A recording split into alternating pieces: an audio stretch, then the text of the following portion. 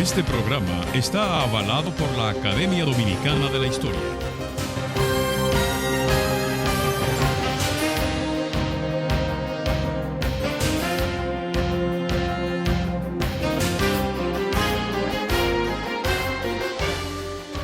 Hola, pueblo dominicano. De nuevo con ustedes y su programa Momentos de la Historia.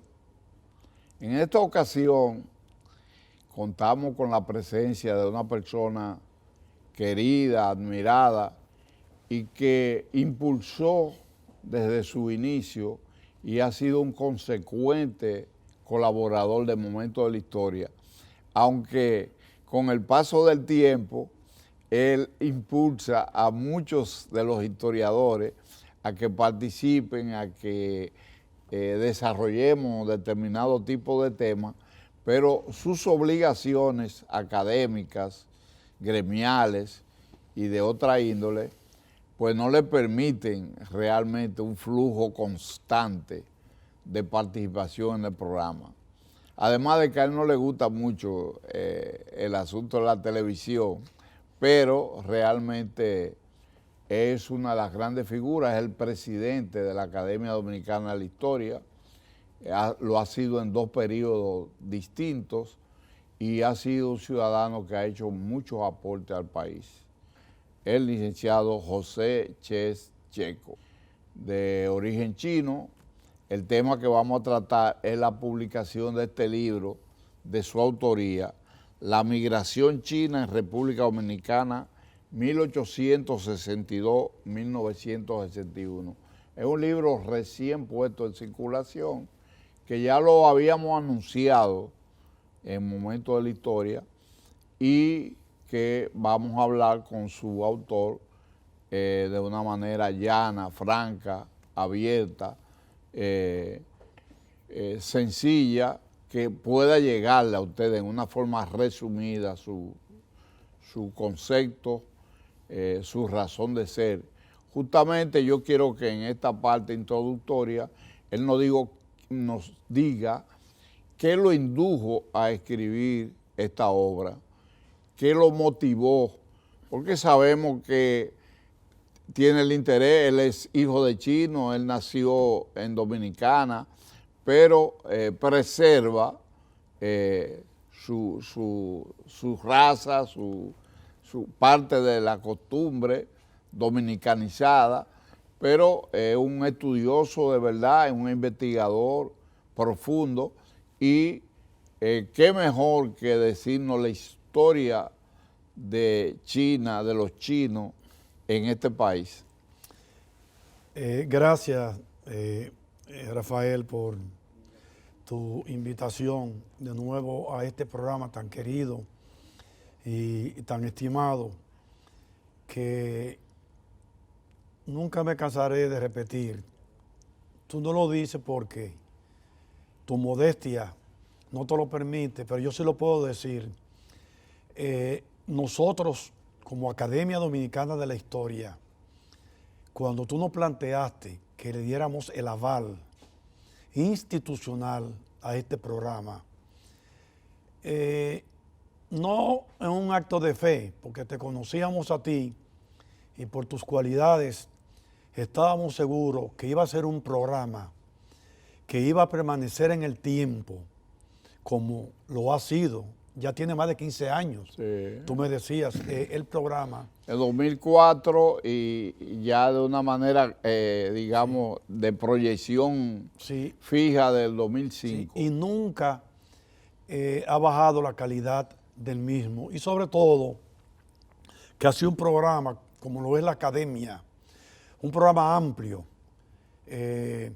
Hoy día se diría democrático, en el sentido de que aquí caben todas las tendencias historiográficas posibles y todas las generaciones. Y política también. Y además todos los temas de la historia dominicana.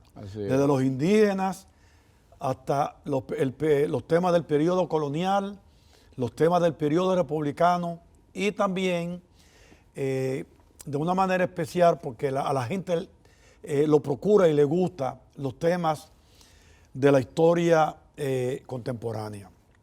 Volviendo a tu pregunta inicial, es un poco raro si yo te digo, fíjate, yo soy mitad chino y mitad dominicano, porque mi papá, que vino en los años 40 de Cantón de China, por Puerto Plata, se alojó en Santiago, ahí conoció a mi madre, una mulata de Santiago, vino para acá y aquí tuvieron sus hijos.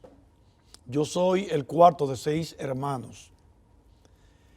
Pero nosotros, cuando mi padre era chino y nos llevaba cuando éramos pequeños, recuerdo, porque vivíamos en San Miguel, aquí en la ciudad capital, él siempre nos llevaba los 10 de octubre a la fiesta del casino chino y a nosotros nos encantaba porque eso era una fiesta como le gusta a los chinos.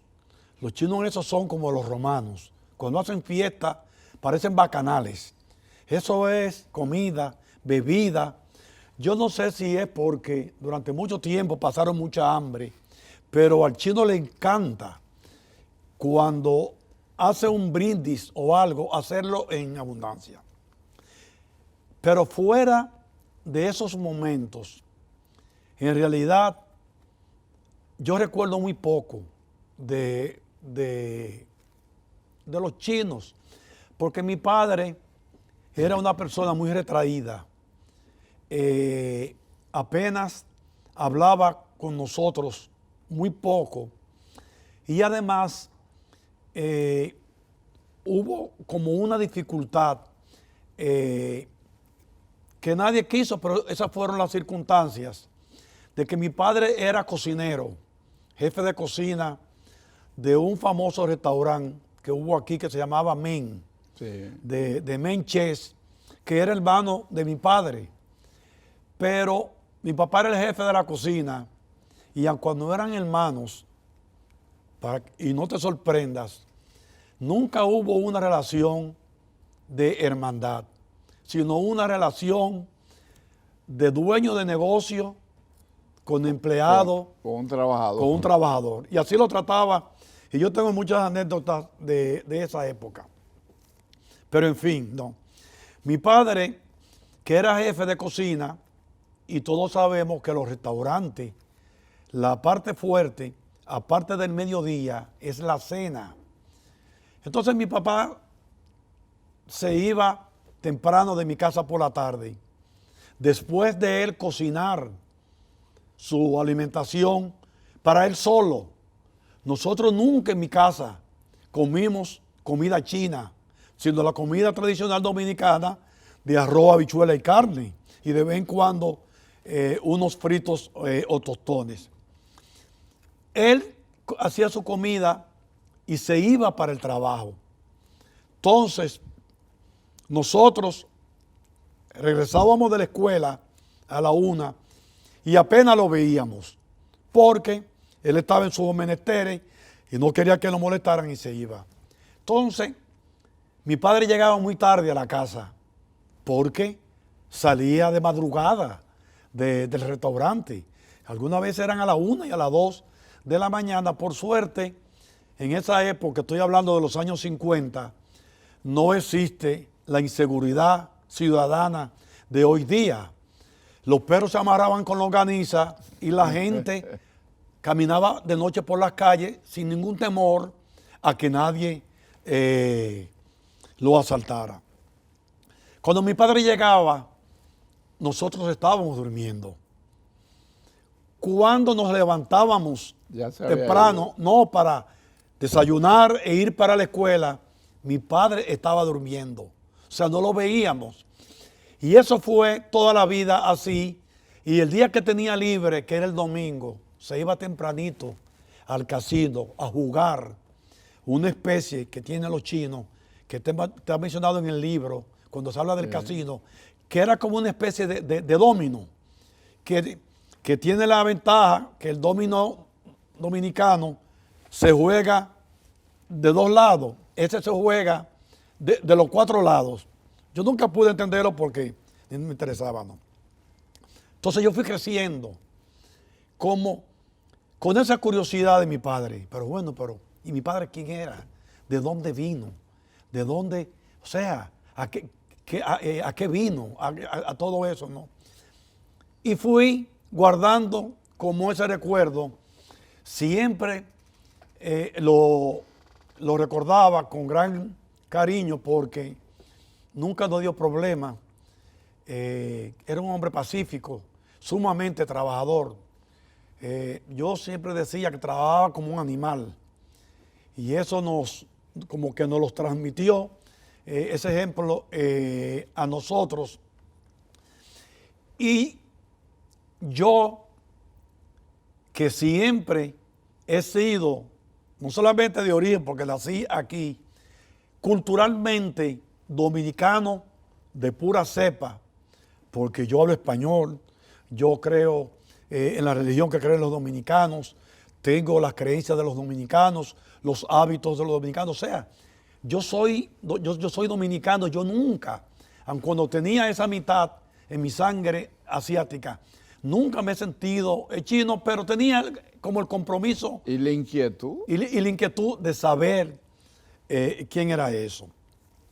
Pues hace más de 20 años, ya en los finales del siglo pasado, yo comencé a reunir material para hacer ese libro.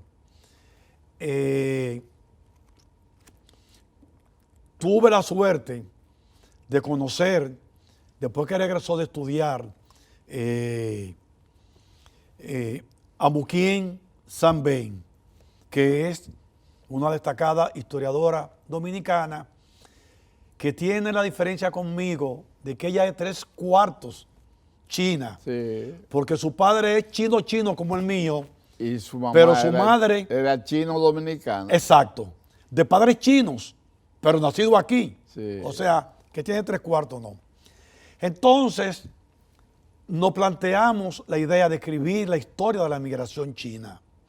Y siempre nos dividimos el trabajo. Yo tomé desde los orígenes de la migración hasta la muerte de Trujillo. Y ese es el fruto de este libro, del 1862 a a 1961. 1961. La segunda parte, que será sumamente interesante, y ella la escribió y debe salir en los próximos meses o principios del año que viene, que va 1961. cuando matan a Trujillo, hasta el 2018, cuando el pasado gobierno estableció relaciones formales diplomáticas con la China, con la República de China, sí. la China República Popular China. De China. Este libro,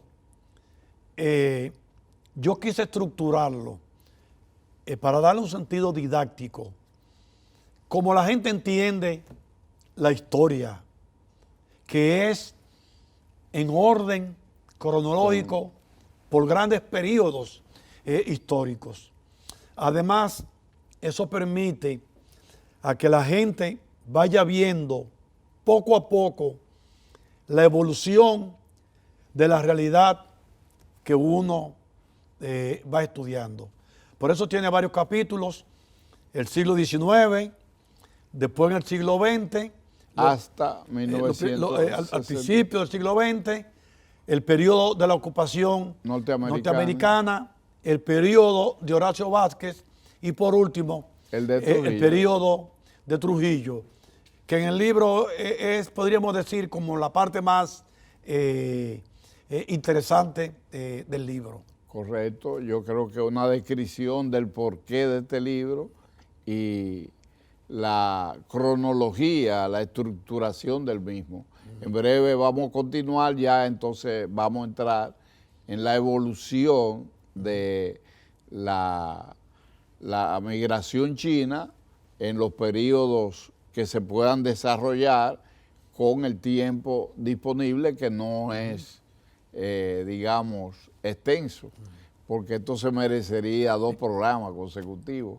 Así que gracias por esa introducción que llena de satisfacción la inquietud de qué te conduce a la elaboración de esta obra. En breve continuamos con la grata presencia del presidente de la Academia Dominicana de la Historia, el licenciado José Ches Checo, escritor, es uno de los historiadores más completos de la República Dominicana y además de eso un gran amigo y un impulsor del momento de la historia. José, no sé si tú sabes que yo tuve la oportunidad de estar un periodo en la China popular. Ajá. Sí, por un periodo más o menos significativo, de 6 meses, que me permite tener una idea de qué son los chinos. Y he leído bastante. ¿De qué año estamos hablando? Espérame, No estamos hablando, yo estuve ¿De los 67, 68. Ok. Ya China había tenido un avance que era significativo, pero estaba retrasada con respecto al mundo, como solamente Francia, como un país, digamos, desarrollado, tenía relaciones con China. Y a través de Francia llegamos en Pakistán Internacional de Aviación PIA, llegamos a Shanghái y de ahí fuimos a Beijing y después hicimos un recorrido y fuimos a Nankín. Hay una escuela especial de formación política y filosófica y nosotros ahí tuvimos un buen periodo. ¿Cuál es mi concepto de lo que es el chino en su generalidad? Porque todos los tipos de cultura, hay gente que tienen valores extraordinarios y otros que no lo tienen, pero lo que vale es el sentido general. Mi apreciación de los chinos son 4 aspectos. Tú mencionabas de tu papá, laborioso en extremo, pero al mismo tiempo protector de los ancianos, de sus padres, de sus hijos, cuidadoso de sus hijos. Al mismo tiempo que son gente humilde. Yo veía a las 2 de la mañana a la gente trabajando o haciendo ejercicio, sencillo, un pueblo sencillo, pero muy emprendedor. Esas 4 características lo han llevado a un desarrollo extraordinario. Entonces, en la República Dominicana no siempre se han dado todas esas condiciones. Al leer el libro y conocer muchos detalles de aquí, parte de los chinos de uno de los puertos, estaba Hong Kong y estaba también el otro que era a través del cual China, porque fue después del triunfo de la revolución socialista de Mao Zedong, estaba rodeada por la 7ª flota norteamericana. Entonces ellos tenían esos 2 puertos que eran ingleses, Hong Kong y Macao. Aquí hubo, antes de que Cuba se liberara, se independizara, y Puerto Rico, estando en lucha, un dominio español, cuando se zafa de los españoles, lo toman los norteamericanos. Entonces aquí, cuando Pedro Santana hace la anexión, traían parte de esos chinos porque aquí no era posible la esclavitud. Los haitianos, al liberarse, impidieron la esclavitud en toda la isla. Ellos tomaron el control nuestro bajo el mando de Bobayer, pero entonces habían chinos que eran traídos y muchas veces esos chinos preferían mejor estar presos que ser esclavos en las condiciones que los mantenían los ingleses allá. Pero a partir de cierto tiempo, entonces se fue principalmente tú me corregirás, principalmente de Cantón, fueron llegando otras generaciones de chinos que preservaban esa condición, que no se involucraban en los temas políticos dominicanos que la mayoría de ellos veían el Kuomintang, que es el Partido Nacionalista Chino. Sin embargo, entonces cambia esa situación y la mayoría de los chinos se ocuparon de que sus hijos, de sus descendientes, trabajaran y al mismo tiempo se ha formado una generación de intelectuales chinos, hombres y mujeres. Tú mencionaste la familia de Muquien, pero hay otros que han sobresalido en todos los órdenes. En todos los órdenes hay chinos que se han destacado, que han asimilado la realidad del país. Entonces yo quiero que tú nos expliques ese periodo. Si estoy en lo cierto, sí, primero, y lo que no, me lo corrija. Sí, fíjate, los primeros chinos que llegan aquí en el año 1862 eran presidiarios que venían de Cuba, camino a Puerto Rico, porque como tú muy bien decías, en esa época todo las Antillas era española, porque Cuba era una colonia española, todavía no se había independizado. Nosotros estábamos anexados después del 61 a España y Puerto Rico también era una colonia española. Llegaron unos cuantos, camino hacia Puerto Rico. Algunos de esos fueron dedicados a trabajos forzosos, pero no esclavos, ¿tú entiendes? Porque eran confinados, o sea, tenían como no era un contrato tampoco, era una cosa muy sui generis, como fueron los chinos culíes de Cuba. Entonces algunos comienzan aquí, y sobre todo estaba tratado en el primer capítulo del libro, en los años 70, y se van al área de lo que hoy es San Francisco de Macorís, y tienen descendencias, y uno de esos chinos que vinieron fue el padre de las hermanas Mercedes y Antera Mota, sí, dos grandes educadoras extraordinarias. Que una de ellas se mezcló con los locos, sí, entonces en Puerto Plata sí. Bueno. Sí. El caso es que en el siglo pasado la migración china no fue muy fuerte, porque eran pequeños grupos esporádicos. No llegaban a 200. Sí, en Santiago, en Puerto Plata, La Vega, en San Francisco de Macorís. La migración china, en realidad aquí comienza a principios del siglo XX, cuando ya comienzan a venir algunos chinos que tenían las características de que venían solos, porque venían a un país inhóspito. Aventurar, pero con el agravante de que las personas del país receptora no hablaban su idioma. Ellos hablaban dialectos chinos. Y aquí, ¿cómo lo entendían? ¿No? Eso ocasionó que muchos de ellos, además, como eran unos chinos no muy cualificados, se dedicaran a oficios. Por ejemplo, algunos pusieron tejares, otros pusieron fondas, otros pusieron lavanderías, zapatería.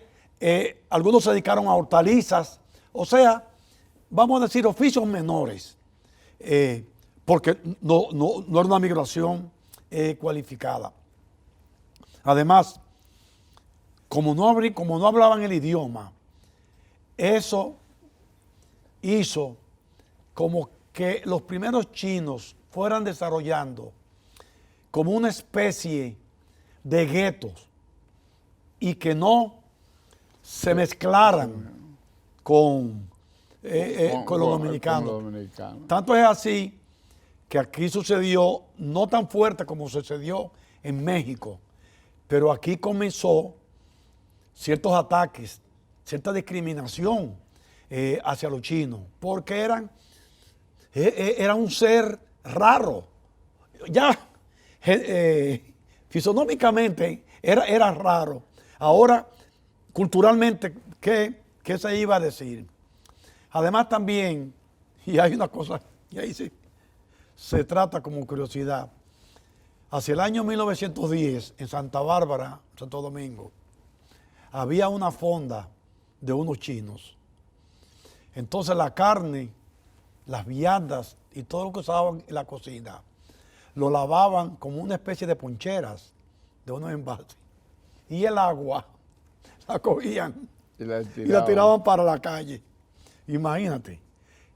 Eso era un mal olor y una cuestión que el Listín Diario se cogió. Una campaña. Pidiendo que los expulsaran, que los sacaran, pero bueno, eso fue una cuestión momentánea y no dio resultado.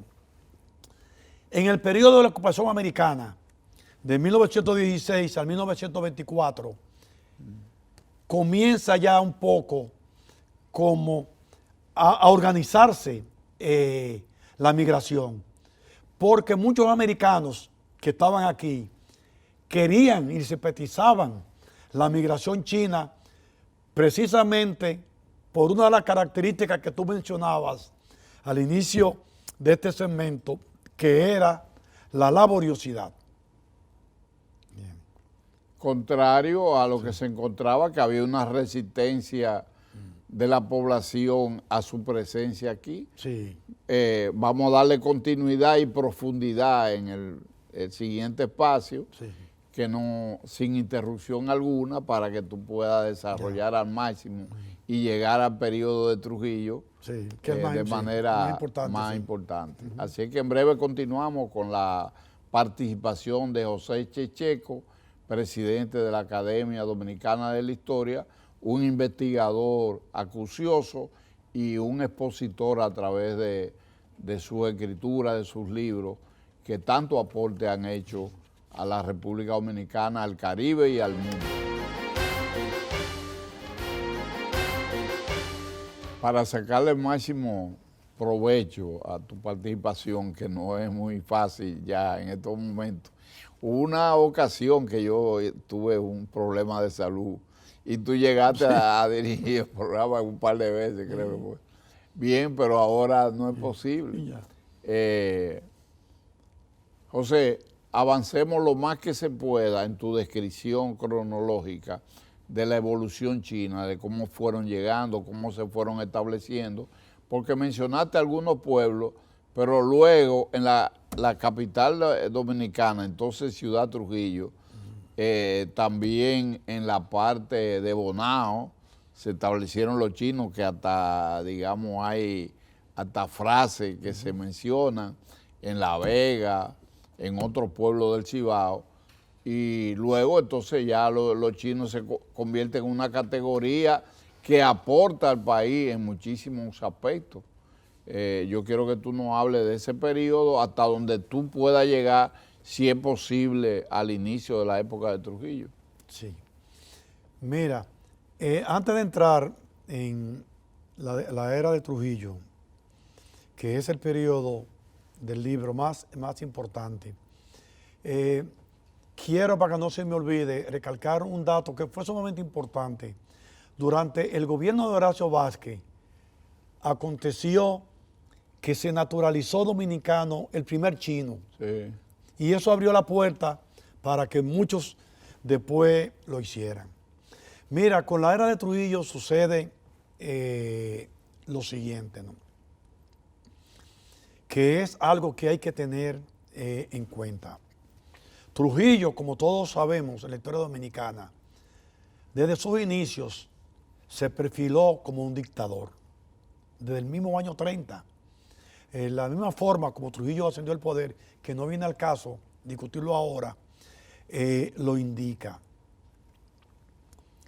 En China, ¿no?, que todavía no existía en el año 30 la República Popular China, que surgió en el 49, con el triunfo de Mao Zedong, gobernaba Chiang Kai-shek, el generalísimo Chiang Kai-shek. Que fue el que heredó, digamos, el mando del doctor Sun Yat-sen, que fue el que creó el partido. Incluso en un periodo dado, los comunistas chinos fueron parte de ese partido. Así o sea, es. se unieron, Sí. Chiang Kai-shek y Mao se unieron para enfrentar a los A japoneses. los japoneses, así mismo es, ¿no? Entonces, por ejemplo, en la coyuntura de la era de Trujillo, gobernando la República Dominicana, con el hecho que estaba Chiang Kai-shek en China, hubo como cierta afinidad ideológica que posibilitó el auge que tuvo la migración china durante la dictadura de Trujillo. Tan temprano como en el 1931, el embajador chino en La Habana, ¿entiendes?, visitó la República Dominicana para ver las posibilidades que pudiesen existir, comerciales, etcétera, ¿no? Se va. No, y fueron bien recibidos. No. Le hicieron honores. Y los chinos de Santo Domingo, de San Pedro de Macorís, de todas partes, bueno, se la votaron. Era la primera vez que una figura diplomática de esa categoría visitaba el país. Posteriormente ya, en el año 40, visita el delegado chino en Cuba, ya con la intención de firmar un tratado de amistad entre China y República Dominicana. Eso fue para mí como lo que Un impulso. un impulso le dio grande a la migración china y que comenzara a verse de otra manera. Porque cuando se firmó ese tratado en ese año, que luego se le puso un artículo especial en el 1946, los chinos fueron vistos de otra manera. Ya no con un tinte discriminatorio, sino como un grupo que aportaba a la sociedad, porque los chinos ya desarrollaron grandes comercios aquí, de carácter tipo restaurante, tipo comercio, etcétera. Ya no solamente era aquella migración laboral, ¿no?, que tenía lavandería, siguieron teniéndola, pero ya estaba de otra manera comercializada. Cualificada. En el 44, China, En plena guerra mundial. sí, China nombra un embajador chino en la República Dominicana. Eso fue ya el boom de los vínculos entre China y República Dominicana. Y en reciprocidad, la República Dominicana nombró un embajador en China, Guzmán, apellido Guzmán, que vivió después y ha narrado en un libro extraordinario que hizo Alberto Despradel sobre la misión de él allá en China, porque a él le tocó vivir todo el periodo de la lucha de Mao contra Chiang Kai-shek y lo dejó escrito en los reportes que enviaba a la Cancillería. Entonces, el comercio a partir de esa época se amplía y se desarrolla. Y así pasaron los años 40 y los años 50. Ya en los 50 la migración china aquí tenía un peso. Un ya, peso ya, sí. no te voy a decir que era como otras migraciones, pero ya tenía un peso. Y habían formado una institución que fue muy famosa, que fue el Casino de China, que era como una institución de carácter social que luego en el cultural, en el 60 hubo un grandísimo problema que duró muchísimos meses porque hubo una litis, como algunas veces suceden, entre dos directivas, la que estaba y la que habían elegido nueva, y la que estaba no se quería ir, en fin. Se confrontaron. Sí, se enfrentaron ahí. Luego eso fue subsanado. También hubo muchos problemas porque los chinos de esa época eran partidarios, no obstante haber triunfado Mao en China. El régimen de Trujillo siguió sus relaciones con China, con Chiang Kai-shek, con Taiwán. Y así siguieron. Porque realmente lo que hizo Chiang Kai-shek en medio de la guerra, ya cuando estaba rodeado, se fue a una isla que los chinos consideran que es una isla que pertenece ese es uno al territorio. De los problemas insolubles de la actualidad. Pero la ONU reconoció eso. Sí. Este es un problema, Sí. pero que la cultura y la mística de eso, de los habitantes de ahí, porque Taiwán ha tenido también un desarrollo enorme. Bueno, a eso iba, porque si bien es cierto que Trujillo siguió los vínculos diplomáticos con la China de Chiang Kai-shek, eso duró hasta los otros días. Formosa. Hasta el 2018, cuando se rompió el gobierno en relaciones con Taiwán para establecerla con la República Popular China. Y en el libro de Muquien, que va a ir desde la muerte de Trujillo hasta el 2018, se va a ver por periodos, el periodo del postrujillato hasta la Guerra de Abril, luego el periodo de Balaguer, del 1966 hasta el 78, los dos gobiernos del PRD, 78-82 con Antonio Guzmán, 82-86 con Jorge Blanco, los 10 años de Balaguer, 86-96, y a partir de ahí, la primera administración del PLD, 96-2000, el gobierno de Hipólito, 2000-2004, y 2004 hasta el 18, las subsiguientes administraciones del PLD.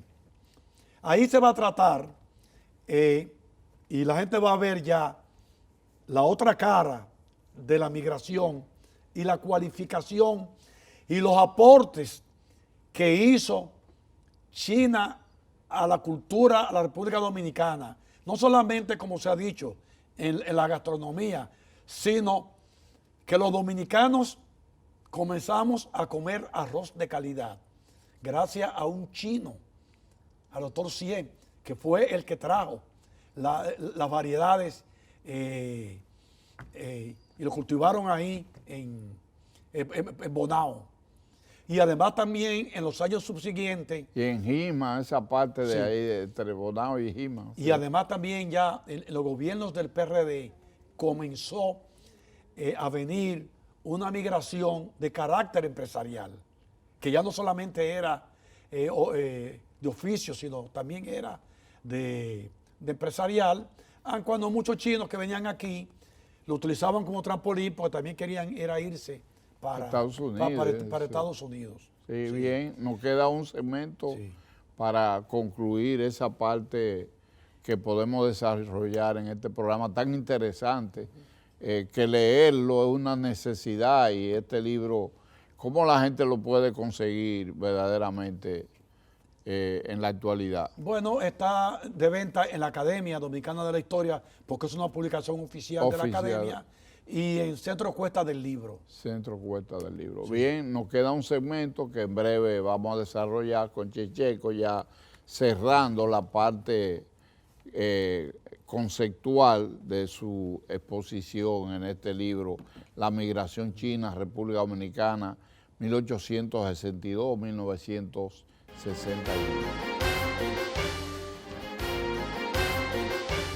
Che, nos quedan 7 minutos para que tú puedas desarrollar la parte que se pueda hacer, porque de lo contrario yo te brindo la oportunidad que tú quieras para que pueda entrar en detalles que es imposible en un programa de 50 minutos poder desarrollar. Así que... Sí, fíjate, yo quisiera aprovechar estos minutos, porque ya más o menos redondeé el auge que tuvo la migración durante la dictadura de Trujillo, debido a la afinidad ideológica entre el dictador Trujillo y Chiang Kai-shek. Que los dos eran generalísimos. Pero aparte de eso, los unía lo que se ha llamado los conceptos ideológicos. el anticomunismo. Eso también lo unía. Hay algo en el libro que yo quise poner, transcribir una serie de trabajos, porque es una curiosidad. Porque la gente conoce a los chinos más bien por los restaurantes y por los refranes. Hay un refrán que dice, oye, a este no lo salva ni al médico chino. Ahí hay varios artículos que dicen el origen de ese refrán. Que había un médico extraordinario. Que es cubano. Es cubano. Es cubano. Era un experto en herbolaria y estuvo en Cárdenas, en Cuba, y era un médico, hoy diríamos que era un médico naturista, se diría hoy, pero era, como se dice, un fenómeno en eso. Lo que ese tipo no hacía, ya se moría. Se moría de una vez. El otro es Pancho el Chino o Apéame Uno. Pancho era un chino que tenía una lavandería por el área de las Atarazanas, en la parte de la ciudad colonial. Tenía una lavandería, la ropa estaba colgando. Cuando la gente lo invitaban de manera improviso a una fiesta, un viernes, lo que sea, no tenía que ponerse, iba allá y le decía, Pancho, apéame uno. Y él apeaba y lo alquilaba ahí. Pero ¿qué sucede? Que con la prisa, muchas veces se ponía un saco y el saco no le quedaba ajustado, o le quedaba así, o la manga le quedaba chiquito. Entonces, la gente, en tono burlón, le decía, un pancho, un pancho. Entonces, por extensión... Se ha quedado la costumbre que un pancho es algo como que se recoge, se hereda. Correcto, ahí está la historia de y eso. los chinos de Bonao bueno, también. ese es el refrán más famoso, que eso lo saben hasta los chinos de Bonao. Eran establecimientos que estaban en Bonao. Eso era una parada en la antigua autopista, carretera Santo Domingo-Santiago, donde todo el mundo tenía que pararse ahí, o a tomar café, o ir al sanitario, o comer algo, sí. ¿no? Entonces, tú le decías a una gente, mira, ¿qué pasó? Entonces, no, ya, eso lo saben hasta los chinos de Bonao ya, que lo que tú estabas diciendo era... sandeces, sí. Sí. Pero yo conocí a Luis. Aparte que no hablaba mucho. No habla, pero época, que es una característica de los chinos también, que no hablan lo que no deben hablar. Sí. Son discretos. Sí. Y por eso sobrevivieron en la época de Trujillo. Era muy raro y hubo, porque también habían chinos que simpatizaban por la otra parte. Sí. Pero ellos mantenían una discreción total. Bueno, al final de la dictadura hubo un problema muy grande, inclusive con el embajador chino que estaba cuando mataron a Trujillo, Li Chiao, que estaba aquí, vino en el 55 para la Feria de la Paz. Era el embajador que estaba cuando mataron a Trujillo y se desapareció un chino de nombre Leo. Y parece como que... ¿De nombre o de apellido? Porque yo conocí a Lilón Leo. Leo, sí. Y en La Vega hubo mucho Leo. Sí, y dicen que fue por un asunto de política, ¿tú entiendes? Lo acusaron de comunista, imagínate, en esa época. ¿Entiendes? Y chino. Y se desapareció. Se desapareció una gente porque estuviera oyendo emisoras de otro país. Sí. De manera que para redondear ya finalmente, yo te agradezco la invitación y sobre todo que tú hayas dedicado un programa a este libro, porque yo creo, modestamente, que ya con esta obra, la migración china, como que se visualiza. Antes uno hablaba de los chinos para acá. Ya se sabe que hay una obra donde están registrados todos los chinos, desde el siglo XIX hasta la muerte de Trujillo, y ya como quien, desde la muerte de Trujillo hasta para casi acá. nuestros días. Nosotros hemos hecho varios programas últimamente con Muquien por vía Zoom, porque fue un periodo difícil, pero lo que ella ha escrito sobre el Caribe y sobre temas relacionados con esto, verdaderamente, tú sabes que ella también es muy emotiva, poniendo, llega cada donde gente. Y además, al margen del libro, ya como una cuestión, el tema China, modernamente, eso es un tema que está en la palestra, o sea, que ya no se puede. Es que China hoy en día, de ser el país más atrasado, uno de los países más atrasados y más penetrado por asuntos de droga, por asuntos por ejemplo, Shanghái, que es la segunda capital en la actualidad de China, estaba dividido en 4 potencias, los ingleses, los franceses, los rusos, por otro lado, y los americanos. Y el letrero decía, aquí no pueden entrar ni perros ni chinos. Pero hoy en día China, los Estados Unidos lo entendieron, en los años 70 entendieron que no tener relaciones con China era perder un mercado en una situación de crisis. Y hoy China es una potencia mundial que amenaza con ser la primera. Así es. De manera, pues, en eso los franceses tuvieron más visión. Y hoy en día, bueno, pues también hay una corriente pro-China en Dominicana de los años 60 para acá. Y ya hoy en día no hay disciplina en que no sobresalga el deporte, en cultura, en medicina. El doctor Chang, que tenía... El famoso doctor Chang Aquino.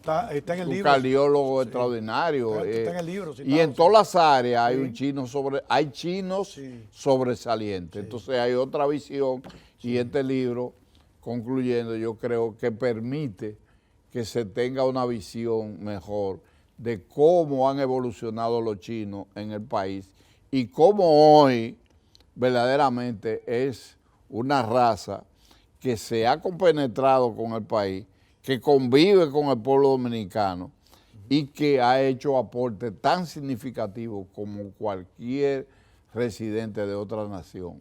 De manera pues que, aunque ha sido muy fraccionado tu exposición, que no permite un libro de 500 y pico de páginas, resumirlo en tan poco tiempo, pero tu capacidad de síntesis ha permitido una orientación sobre la importancia de este tomo y además ha avanzado la segunda parte, el segundo tomo, que también lo tendremos como quien. Y además te damos la oportunidad, si tú lo crees pertinente, en un determinado momento podíamos profundizar en detalles que no fue posible desarrollar. Solamente me resta 2 cosas. Número 1, agradecerte el sacrificio que significa para ti dedicarle una tarde para un programa de esta naturaleza. Y en segundo lugar, poder compartir contigo en este programa, que yo creo que forma parte de ti, por el estímulo que tú nos diste y el apoyo en su parte inicial. Así es que hasta una próxima entrega de Momentos de la Historia en este su Canal 4 RD.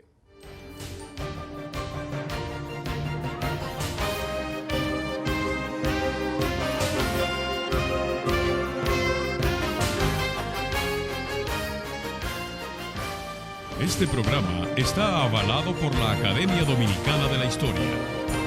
Comisión Permanente de Efemérides Patrias. Presentaron